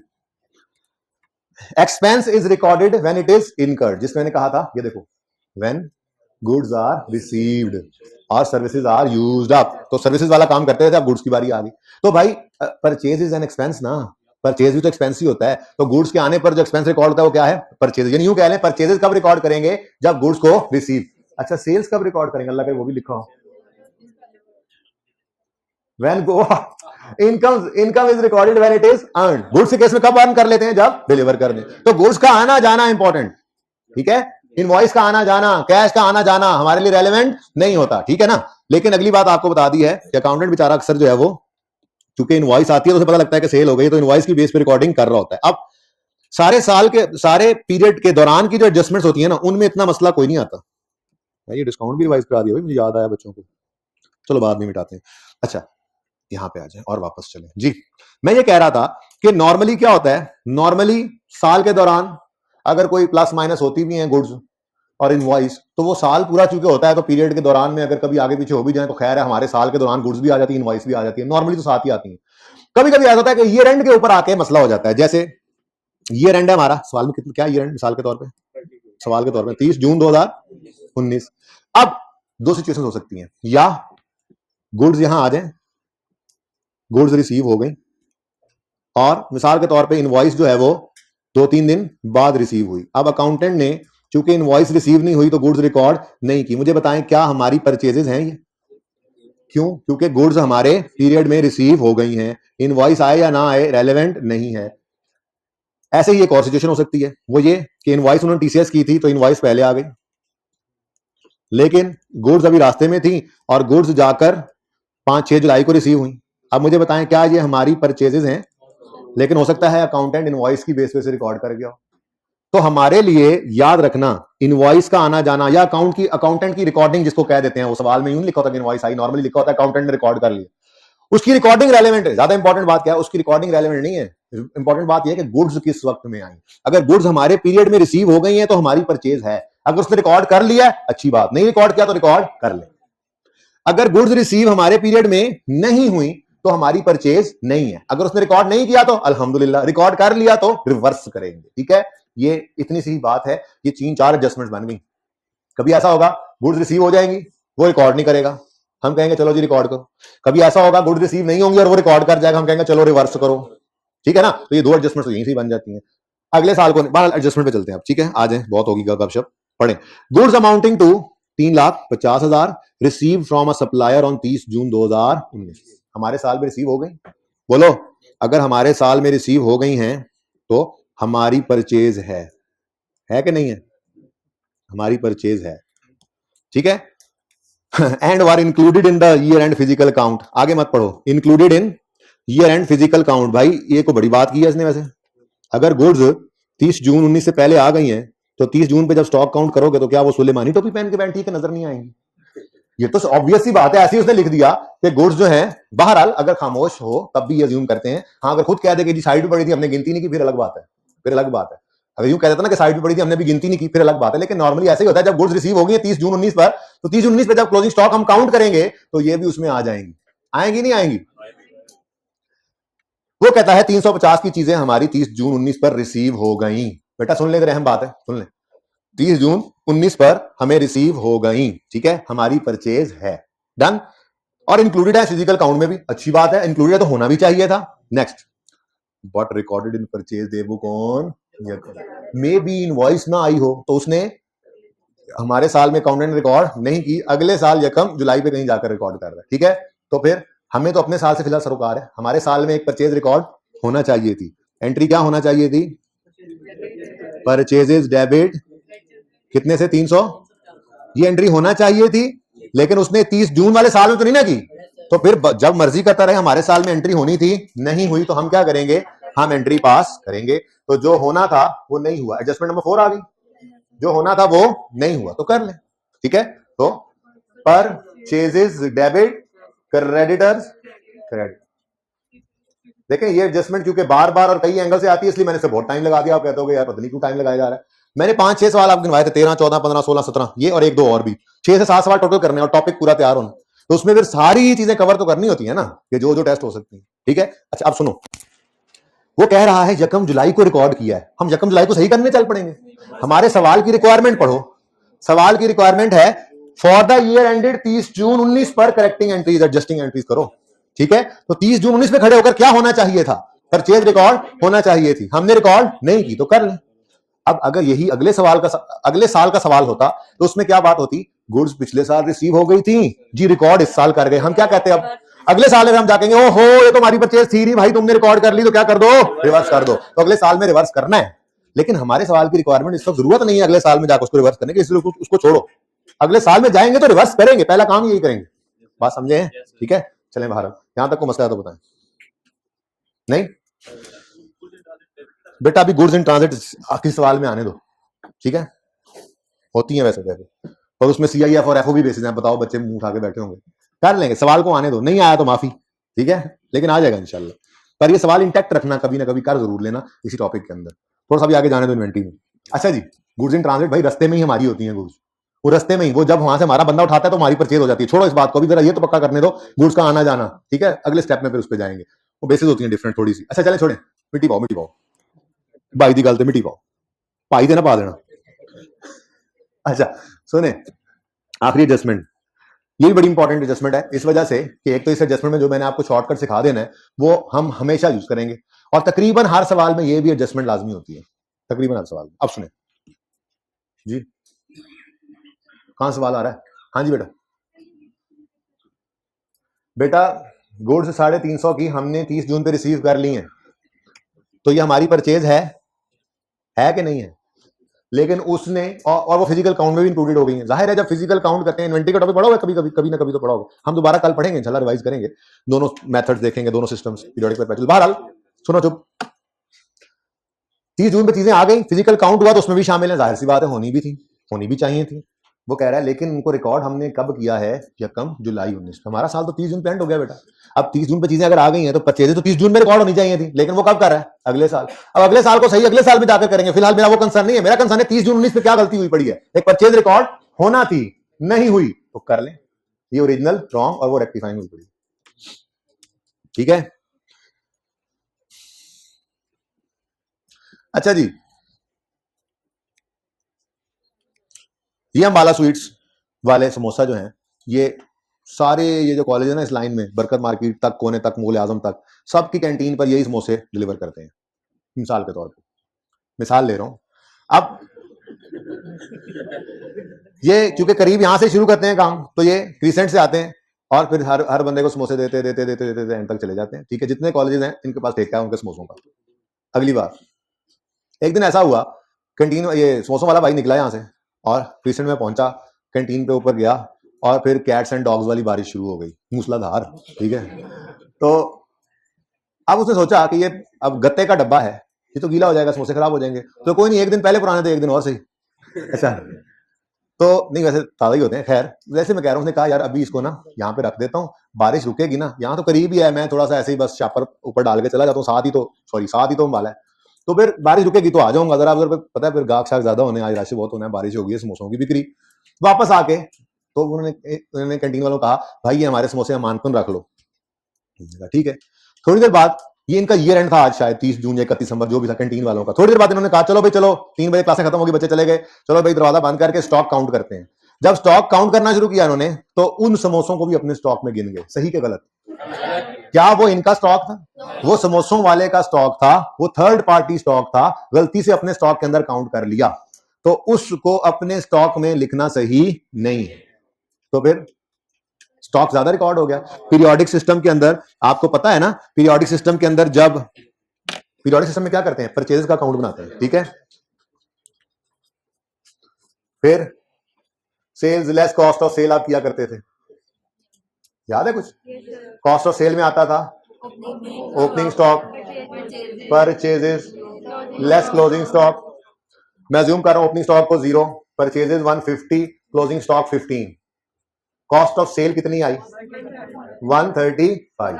Cost of sales is an income, expense, cost of sale की कॉस्ट एक्सपेंस होता है। ठीक है, यही तो सेल में से माइनस, जैसे मिसाल के तौर पे सेल हुई 200 रुपए की, तो फिर प्रॉफिट 65 आ गया, जीपी। ठीक है ना, इसको छोड़ दो। अच्छा, अब क्लोजिंग स्टॉक पीरियोडिक सिस्टम में काउंट किया जाता है सारा साल। एंट्री जब भी गुड्स खरीदते हैं ना, कल सिखाऊंगा, कल रिवाइज कराऊंगा पीरियोडिक परपेचुअल, तो पीरियोडिक सिस्टम में जब भी गुड्स खरीदते हैं एंट्री करते हैं परचेज डेबिट, क्रेडिटर क्रेडिट, और दूसरे सिस्टम में इन्वेंट्री डेबिट होता है, लेकिन वो तभी सिखाऊंगा। बहरहाल सारा साल एंट्री करते हैं purchase debit, purchase debit, purchase debit, purchase debit, ये एंड आता है। अब सारी परचेज बिक तो नहीं गई होती कि उसको कॉस्ट ऑफ सेल कहें, तो ये एंड पे फिजिकल काउंट करते हैं, ये 1 2 3 4 5 6 गंदे चंगे सारे अंडे। ठीक है, ये इतना स्टॉक मेरे पास पड़ा है, ठीक है, ये स्टॉक मेरा क्लोजिंग स्टॉक है, कल इंशाल्लाह उसको वैल्यू करना सिखाऊंगा। ठीक है, उसकी एक एंट्री हुआ करती है स्टॉक बैलेंस शीट में डेबिट, जाके बैठे सब, स्टॉक बैलेंस शीट में डेबिट और कॉस्ट ऑफ सेल क्रेडिट। ये क्रेडिट तो हो रहा है, कॉस्ट ऑफ सेल माइनस कम, एक्सपेंस कम हो रहा है। ठीक है, अच्छा चले, ये एंट्री करते हैं हम पीरियोडिक सिस्टम में फिजिकल काउंट करके। ठीक है, अब हुआ क्या, हमने इस 15 रुपए में 5 रुपए का स्टॉक किसी और का काउंट कर दिया, अब हमारा स्टॉक ज्यादा हो गया। अगर मैं इसको सही करूंगा तो स्टॉक को क्या करना है, कम करना है, स्टॉक को कम करना है, बाकी चीजों को सेम रखते हुए मैं स्टॉक को कम करता हूं, 10 पे लाता हूं। मुझे बताओ स्टॉक कम होने से कॉस्ट ऑफ सेल 140 पे चली गई। असल में ना आपको पढ़ाऊंगा, स्टॉक और प्रॉफिट का रिलेशन डायरेक्ट है। स्टॉक कम हो क्लोजिंग स्टॉक और प्रॉफिट का रिलेशन डायरेक्ट है। क्लोजिंग स्टॉक कम हो प्रॉफिट कम हो जाए, क्लोजिंग स्टॉक बढ़ जाए प्रॉफिट बढ़ता है। उसके पीछे वजह ये है, closing stock cost of sale में से माइनस होने वाली फिगर है, ये फिगर कम करोगे, माइनस होने फिगर कम करोगे तो कॉस्ट बढ़ जाएगी, कॉस्ट बढ़ने से प्रॉफिट कम होता है। लेकिन फिलहाल प्रॉफिट को नहीं सोचना, फिलहाल सिंपल बात याद रखनी है कि क्लोजिंग स्टॉक और प्रॉफिट डायरेक्टली रिलेटेड है। आपने स्टॉक को बढ़ाया, इनवर्सली रिलेटेड, स्टॉक को कम किया तो कॉस्ट ऑफ सेल बढ़ गई। और अगर आपने स्टॉक को बढ़ाया किसी वक्त में, इस तरह से सोच लें 10 से 15 करेंगे तो कॉस्ट ऑफ सेल कम हो जाएगी, ठीक है ना, सिंपल सी बात है। बल्कि इससे भी सिंपल शॉर्टकट इससे भी सिंपल करवाऊंगा, लेकिन फिलहाल इतनी सी बात याद रखिए कि कॉस्ट ऑफ सेल और क्लोजिंग स्टॉक का रिलेशन इनवर्स है। क्लोजिंग स्टॉक अगर बढ़ेगा तो कॉस्ट ऑफ सेल कम हो जाएगी। ये नजर आ रहा है? नहीं, ये नहीं नजर आ रहा, ये नजर आ रहा है। कॉस्ट ऑफ सेल यूं मैंने इस तरह सिखाया ना आपको, ये कॉस्ट ऑफ सेल कम होगी, सॉरी क्लोजिंग स्टॉक कम होगा तो कॉस्ट ऑफ सेल बढ़ जाएगी, ये लिखा हुआ है, एंड वाइस वर्सा। फिलहाल सिर्फ इतना याद रख लें, ये इंशाल्लाह बहुत प्रैक्टिस करनी है। आईएस 8 के अंदर जाके प्रॉफिट के साथ रिलेशन ही देखा करते हैं हम, बहुत बहुत प्रैक्टिस होगी। फिलहाल सिर्फ इतनी सी बात जो सामने प्रूवन है नजर आ रही है, ठीक है, कि अगर आप क्लोजिंग स्टॉक को कम करेंगे तो कॉस्ट ऑफ सेल बढ़ जाएगी, ठीक है। इसी तरह से अगर आप क्लोजिंग स्टॉक को कभी बढ़ा लें, एग्जाम्पल ये भी बना लेते हैं इधर, वो जो sale less cost of sale होती है, मैं अलग इसलिए कर रहा हूं कि वहां से कंफ्यूज ना हो। कॉस्ट ऑफ सेल में opening stock purchases less closing stock, ऐसे ही होता है।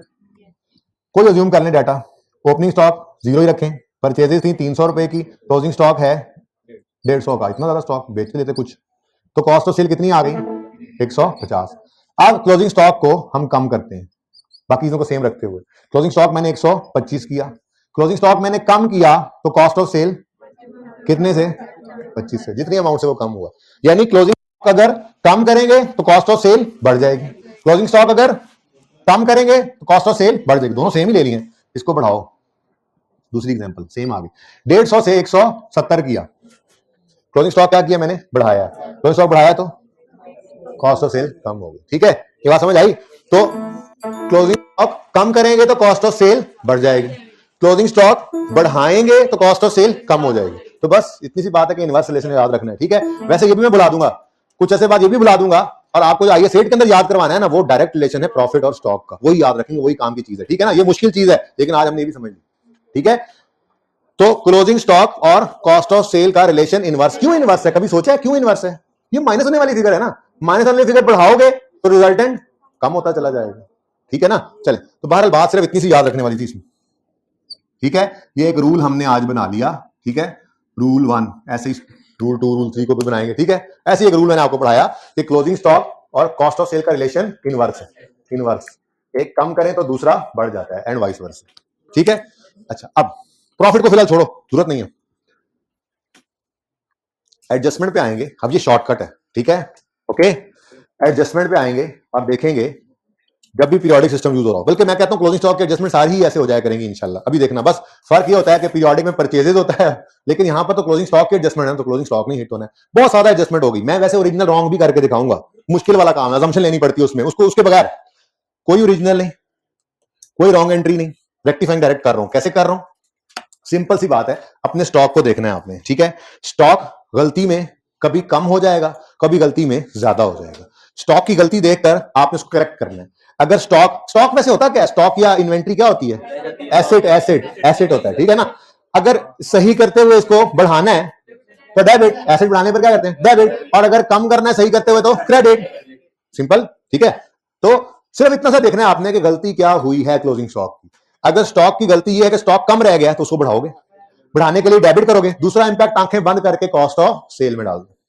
और अगर गलती ये हुई है कि स्टॉक ज्यादा हो गया है, उसको सही करने के लिए कम करना है, तो स्टॉक एसिड है, एसिड कम करने के लिए क्या करोगे क्रेडिट। ये तो आसान है ना सोचना, एसिड कम करने क्या करोगे क्रेडिट, दूसरा इंपैक्ट चुप करके कॉस्ट ऑफ सेल में डाल दो। तो एक एंड आसान है सोचना, कौन सा, स्टॉक वाला, क्योंकि वो एसिड है। करेक्शन करते हुए देखो एसिड को बढ़ाना है या कम करना है, जो करना है वो डेबिट क्रेडिट कर लो, दूसरा इंपैक्ट कॉस्ट ऑफ सेल में बैंक दो, ये एडजस्टमेंट हमेशा सही हो जाएगी। ये शॉर्टकट है, तकरीबन हर सवाल में आती है। अब अपनी एडजस्टमेंट पे आते हैं।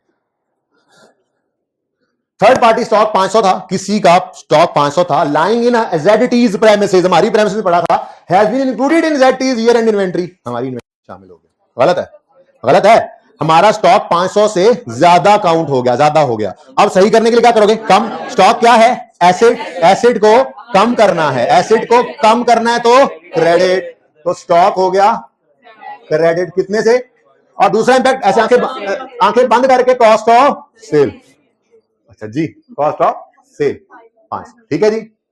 ऐसे ही अगर गलती इस तरह की हुई होती कि जिसमें हमारा स्टॉक कम रह गया होता, हम कहते जी अब स्टॉक को बढ़ा दो, स्टॉक को बढ़ाने के लिए स्टॉक को क्या करते डेबिट, दूसरा इंपैक्ट कॉस्ट ऑफ सेल को क्रेडिट। ये हमेशा ये मुफ्त के नंबर मिल जाएंगे आपको इस शॉर्टकट से, ठीक है। अब मैं कहता हूं आपको करार नहीं आ रहा, आप कहते हैं नहीं नहीं, हमने ये सीखा हुआ है कि जब क्लोजिंग स्टॉक पीरियोडिक सिस्टम में, जिन बच्चों ने इन्वेंट्री पढ़ी हुई है और रिवाइज करने की जरूरत नहीं है, कल वाली लेक्चर की जरूरत नहीं है, जिनकी मैं उनकी बात कर रहा हूं, उनको दिन में आता है पीरियोडिक सिस्टम है, क्लोजिंग स्टॉक की एंट्री होगी, हम एंट्री करते होते हैं क्लोजिंग स्टॉक की, stock debit, cost of sale credit, ठीक है।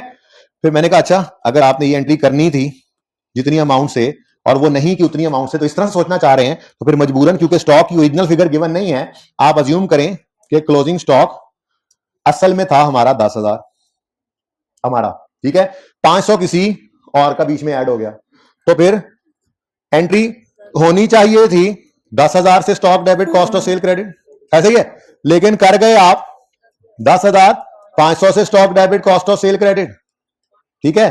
अब सही करना है तो स्टॉक 10,000 से डेबिट होना था, एक मिनट, ये स्टॉक डेबिट होना था 10,000 से, हो गया 10,500, सही करने के लिए 500 से क्रेडिट करो, कॉस्ट ऑफ सेल क्रेडिट होना 10,000 से, हो गया 10,500 से, तो कम करने के लिए डेबिट कर दो। इस तरह दूसरी एडजस्टमेंट चलती है, लेकिन पागल थोड़ी ही ये काम करें, जब अल्टीमेटली उसी नतीजे पहुंचे हैं तो ये अजम्पशन क्यों ले, या तो वो स्टॉक बता देता, मैं तो कहता हूं स्टॉक बताया भी हो तो एडजस्टमेंट में आपको यही शॉर्टकट बताऊंगा, कर लो, कि स्टॉक को जरा देखो, सबसे आसान एडजस्टमेंट है और हर सवाल में आती है, स्टॉक को देखो, बढ़ाना है तो डेबिट, दूसरा impact cost of sale, stock को देखो, कम करना है तो क्रेडिट, दूसरा इंपैक्ट कॉस्ट ऑफ सेल, ठीक है। तो खबरदार किसी ने ये नोट किया, नहीं नोट करना, नहीं नोट करना, ऑनलाइन वालों ने भी नहीं नोट करना, ये कुछ नहीं करें, स्टॉक की एडजस्टमेंट है, डायरेक्ट देखें कम हो रहा है या, ठीक है, और ये देखें, ठीक है, तकरीबन ले लें जी पिक्चर, ओरिजिनल रॉन्ग, ये वर्किंग 0 है, और रेक्टिफाइंग, अच्छा वर्किंग 1 आपकी क्लास है, रेक्टिफाइंग एंट्रीज आपके सामने रिक्वायरमेंट आ रही है, ठीक है।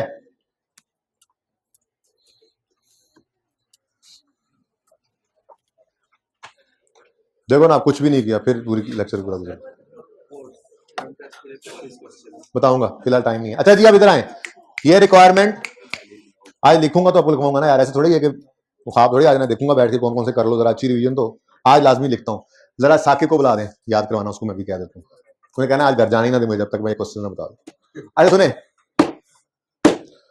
मैंने आपको कहा था, एक तो ये रेक्टिफाइंग एंट्री सवाल में आती है आई करके, दूसरा 3 और चीजें भी पूछ रहा है, 3 तरह से, और एक सस्पेंस अकाउंट बनवा लेता है, दूसरा प्रॉफिट के अंदर एडजस्टमेंट कह देगा करो, ये 2 तरह से होती है, कैसे होती है बताता हूं, तीसरा बैलेंस शीट गलत देकर, यानी फाइनेंशियल स्टेटमेंट गलत देकर कहे सही बना दो, वो आज आपके होमवर्क में, ठीक है। अच्छा, ये जो प्रॉफिट की एडजस्टमेंट है ना, रिक्वायरमेंट बी पढ़ो, ये भी 2 तरह से टेस्ट होती है, कभी कभी ऐसा करेगा कि आपको गलत प्रॉफिट की फिगर देगा, जो सवाल हम शायद कल तो नहीं परसों अब करेंगे, टाइम थी आपको छेड़ने के लिए कह दिया था, उसमें क्या कहा उसने, income statement for the year बन गई है, जो शो कर रही है जीपी इतना, नेट प्रॉफिट इतना, फिर कुछ गलतियां पकड़ी गई और रिक्वायरमेंट क्या कह रहा है, compute the corrected profit gross भी नेट भी, यानी गलत प्रॉफिट की फिगर दे रहा है और कह रहा है कि सही वाली निकालो, ठीक है भाई। वो टर्म टेस्ट के लिए ना आज मुझसे क्वेश्चन लिखवा के इनको मैसेज करवा देना, ठीक है ना, कल क्लास में भी लिखवा देंगे लाजमी।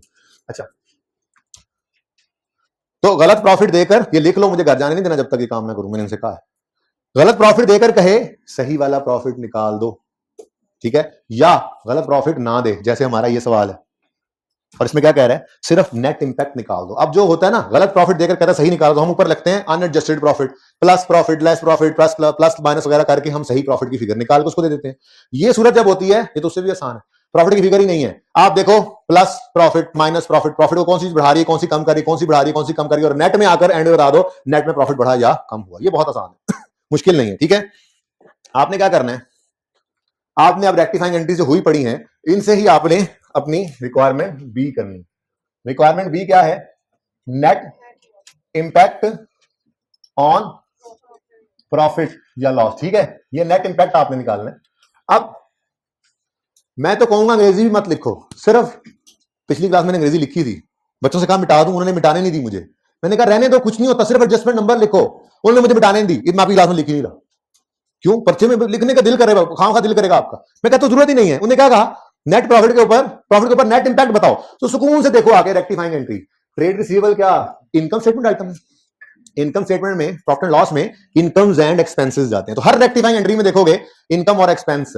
रूल बहुत सिंपल है, रूल बड़ा सिंपल है, अगर इनकम बढ़े तो प्रॉफिट बढ़ जाता है, और अगर इनकम कम हो तो प्रॉफिट भी। मैं बताऊं आपको, आइए सेट की तैयारी भी इस प्रैक्टिस के टॉपिक में चल रही है, ये करना है हर सवाल में जाके, ठीक है। अच्छा, फिर एक्सपेंसेस के बढ़ने पर प्रॉफिट कम हो जाता है। बहुत आसान बातें, एक्सपेंस के कम होने पर प्रॉफिट बढ़ जाता है। इसके साथ लिखें असल में रूल 1, ये रूल 1 है, ये स्टॉक वाला, वो मैं प्रॉफिट के साथ जब बताऊंगा तो उसको रूल 2 लिख लेंगे, ये लिखे मत, ये बस ऐसे जेन में रखें, ठीक है। ये तो मैंने शॉर्टकट आपको समझा दिया ना, ठीक है। अब ये सिंपल सी बात है, सिर्फ इसी को अप्लाई करना है, ठीक है। ये तो आसान बात है ना, आप लोगों ने मुझे रूल लिखवाया, इनकम बढ़ने से प्रॉफिट बढ़ता है, इनकम कम होने से प्रॉफिट कम, एक्सपेंस के बढ़ने से प्रॉफिट कम, और एक्सपेंस के कम होने से प्रॉफिट बढ़, ठीक है। चलें जी, तो ट्रेड रिसीवेबल एसेट, हाँ, bad debt recovery income, other income के अंदर 200 रुपए क्रेडिट हो रहे हैं, इनकम क्रेडिट हो रही है, मतलब कम हो रही है, बढ़ रही है। इनकम के बढ़ होने से प्रॉफिट पे क्या असर पड़ेगा, यहां पे मैंने आकर लिखा एडजस्टमेंट नंबर 1, कितने से 200 से, रुपीज इन मिलियन लिख लो। प्रॉफिट के बढ़ने को पॉजिटिव और कम होने को नेगेटिव शो कर देना, आपका काम हो गया। मैंने पिछली क्लास में अंग्रेजी लिखी थी, यहाँ वो और देखो नीचे लिखी नजर भी आ रही है, मैंने कहा रहने दो, माने ही नहीं, लेकिन आप अच्छे बच्चे, आपको मैंने इसलिए लिख कर ही नहीं दी, वरना आप भी नहीं मिटानी थी। मैंने नहीं सर, हम पेपर में नहीं यूज करेंगे, लिखा रहने दे। मैं कह रहा हूं दिल कर पड़ता है वैसे ही, तो ऐसे ज्यादा आसान है, ठीक है। एडजस्टमेंट 1 का असर प्रॉफिट पे क्या पड़ेगा, प्रॉफिट 200 से बढ़ेगा। आगे चलते हैं, creditors balance sheet item, debtors balance sheet item, किसमें से कोई इंपैक्ट नहीं निकला, आगे बढ़े। Provision is a balance sheet item, provision को ना ले आना प्रॉफिट एंड लॉस में, जैसे एसेट और अक्यूमुलेटेड डेप्रिसिएशन, जैसे डेटर और प्रोविजन। एक्यूमुलेशन में से डेप्रिसिएशन एक्सपेंस निकलता है, वो प्रॉफिट एंड लॉस आइटम है, और प्रोविजन और टोटल डेट में से बैड डेट एक्सपेंस की फिगर निकलती है, वो प्रॉफिट एंड लॉस की फिगर, ठीक है। तो ये नहीं, 80 balance sheet item, balance sheet, balance sheet, balance sheet, balance sheet, balance sheet, ठीक है, बैलेंस शीट। और आखिरकार वो आ गया जिसका इंतजार था, एक्सपेंस, एक्सपेंस, एक्सपेंस क्या हो रहा है, कम, एक्सपेंस के कम होने से प्रॉफिट हो जाएगा बढ़। तो एडजस्टमेंट 1 ही चल रही है अभी तक, कोई बात नहीं। प्रॉफिट कितने से बढ़ गया, 94 से प्रॉफिट बढ़ गया, ठीक है। Next, drawings, drawings is a balance sheet item, ये कैपिटल में जाके नेट होता है। फिर प्रॉफिट एंड लॉस में लॉस आया है, सब जगह साथ वालों का अहम बात चल रही है। प्रॉफिट एंड लॉस में loss debit, expense loss debit, loss बढ़ रहा है, लॉस के बढ़ने से प्रॉफिट, एडजस्टमेंट नंबर 2 है, एडजस्टमेंट 2 कितने से 30 से, एक्सपेंस बढ़ा तो प्रॉफिट कम, ठीक है। नेक्स्ट, और परचेजेस भी तो एक्सपेंस ही है एक तरह का, परचेजेस भी एक तरह का एक्सपेंस ही होता है, और परचेजेस क्या हो रही हैं, क्रेडिट, क्रेडिट यानी कम, तो expense, purchase an expense, expense कम हो रहा है तो प्रॉफिट बढ़ेगा। एडजस्टमेंट नंबर 3 ही चल रही है, तो 2 ही चल रही है, कितने से 180 से, एक्सपेंस कम हुआ तो प्रॉफिट बढ़े। Next, suspense is a balance sheet item, suspense balance sheet भी होती है, मतलब ट्रायल बैलेंस से बैलेंस शीट में जाता है वो, ठीक है ना, छोड़े, हाँ, एक्सपेंस, सस्पेंस की कोई जगह होती नहीं है, ठीक है, बहरहाल मैंने इसको बैलेंस आइटम कह दिया। ओ भाई क्या हाल है, ठीक है। 540 से एक्सपेंस क्या हो रहा है, क्रेडिट यानी कम, तो एक्सपेंस के कम होने से प्रॉफिट बढ़, एडजस्टमेंट नंबर 3, 540 से प्रॉफिट बढ़। Next, purchases and expense, expense बढ़ रहा है, एक्सपेंस के बढ़ से प्रॉफिट कम, एडजस्टमेंट नंबर 4, 350 से प्रॉफिट कम, एक्सपेंस बढ़ तो प्रॉफिट कम। Creditor is a balance sheet item, छोड़ो उसको। Next, cost of sale is an expense, sale की कॉस्ट, कॉस्ट ऑफ सेल, ठीक है, एक्सपेंस बढ़ रहा है तो प्रॉफिट कम होगा 500 से, एडजस्टमेंट नंबर 5। और नेक्स्ट है stock, stock is a balance sheet item, ठीक है, कितने से 132 पॉजिटिव, 34 पॉजिटिव या नेगेटिव, यानी नेट में इन सारी एडजस्टमेंट करने के बाद नेट में प्रॉफिट 134 से बढ़ जाएगा, ठीक है। तो यहां मैंने लिख लिया नेट इंक्रीज इन प्रॉफिट। अच्छा, इससे भी आसान बात बताऊं, नेट इंक्रीज डिक्रीज लिखने के बजाय लिख दो नेट इंपैक्ट, वो खुद देख लेगा इंक्रीज है डिक्रीज, ठीक है, ओके। यही तो मसला है, कोई काम करते नहीं है, बस देनी पूरा। क्वेश्चन नंबर 17 होमवर्क में है, जरा जल्दी से इस पे आए। क्वेश्चन नंबर 17, पेज नंबर 177, सवाल की रिक्वायरमेंट चेक करें, बारीक बातें भूल जाएंगे। Prepare corrected statement of financial position. Other information कह रहा है एनी यूजेस पीरियोडिक, मैंने कहा बता दूं पीरियोडिक मेथड यूज कर रहा है। अच्छा भाई साहब इधर देखो, बैलेंस शीट चेक करो उनकी। Following draft statement of financial position, draft मतलब जो अभी नॉन फाइनल है, अभी इसमें चेंजेस हो सकती हैं, ये सब्जेक्ट टू चेंज है, ये ऑडिटर ने ऑडिट कोई नहीं कर ली, पब्लिश्ड नहीं है, ये अभी हमारे हाथ में ही है, ये ड्राफ्ट है अनऑडिटेड। और 31 दिसंबर 19 नलतर की ये बैलेंस शीट गिवन है। फिक्स एसेट नेट, गलत सही, गलत सही, फिक्स एसेट नेट गलत सही, सही है, ये सही है।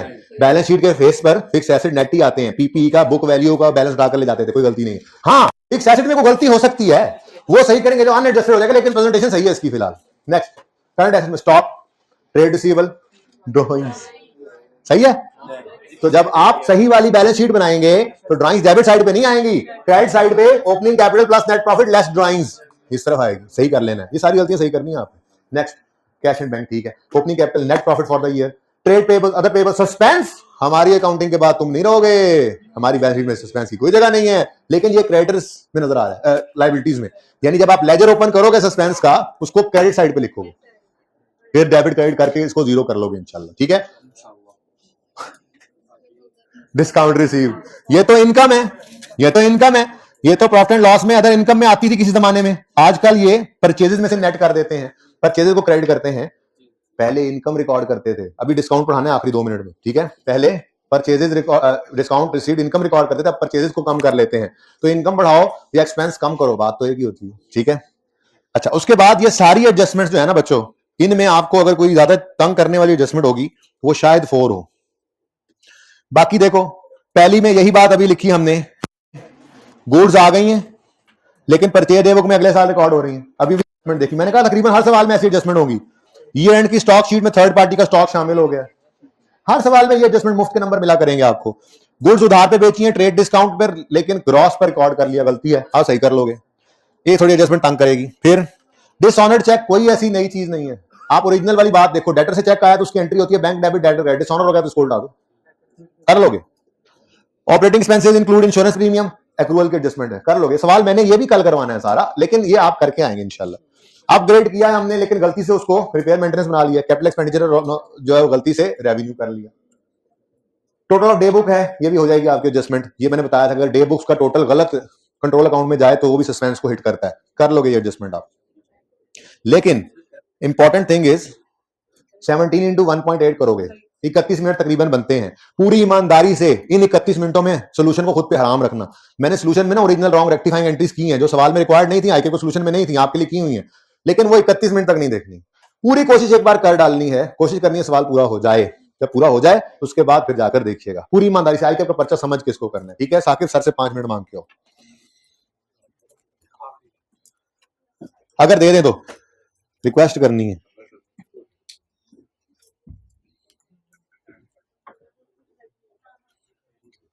आज कुछ देखो ना, किया ही नहीं, टाइम